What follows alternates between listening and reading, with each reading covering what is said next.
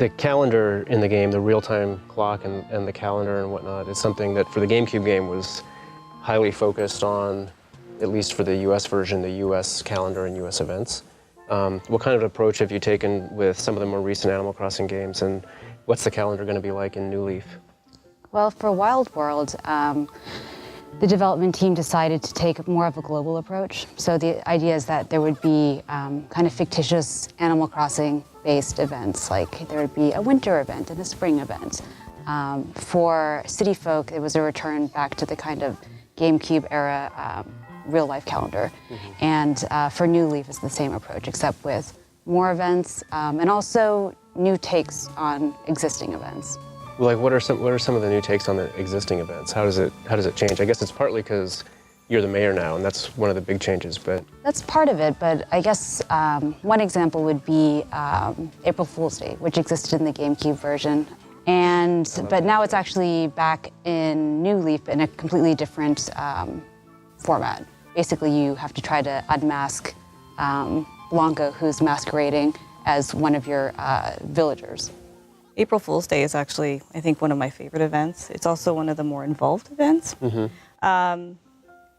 In the past, I think players were really aware of the fact that the game would follow the real-world calendar. So they knew if there's an April Fool's event that on April 1st you have to play.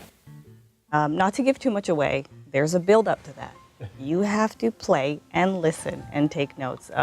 This Animal Crossing you need to be really devoted. And it's not just if you're mayor. The events are special times for not just the mayor character, but for all the residents in the town. So that actually brings up, we've got kind of the special Animal Crossing hardware here, but I am really excited about the fact that I can download this game digitally, because a lot of times when I'm carrying my 3DS around, I don't have all my games with me, and the fact that it's on the system now means I can just open it up at any point in time and play, which becomes really important both for like the different times of day, if you're fishing or whatever, but also for events like that, just being able to have it handy. But it seemed to me like the events in the GameCube game, you really had much more of, they had events, but it was really more about you kind of watching what the animals were doing in those events rather than a whole lot of participation in what was going on. Is that an accurate recollection, or? Yeah, I think so. I mean, for most of them. Yeah, you'd have a little bit of build-up and talking to townsfolk for a couple of holidays. You'd hear them speaking about like Toy Day and kind of you'd see their excitement.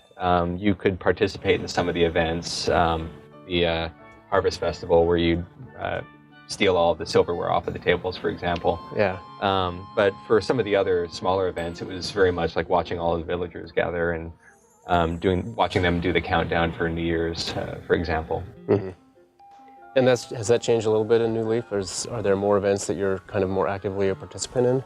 I think gradually through, with each iteration of the game, the development team has definitely made the player more of an agent in these activities as opposed to someone watching these activities happen. And like I said before, in Animal Crossing New Leaf, there are certain events that you are that holiday.